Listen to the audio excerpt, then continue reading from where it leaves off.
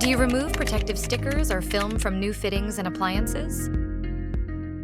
Yes, we can carefully remove protective stickers, plastic wrap, foam edging and packaging film from new cabinetry and drawer fronts, glass panels, splashbacks and shower screens, stainless steel and black appliances, mirrors, oven doors and window frames, light fixtures, switches and tapware. These materials often leave behind adhesive residue, static dust or faint glue marks, especially when exposed to heat or humidity.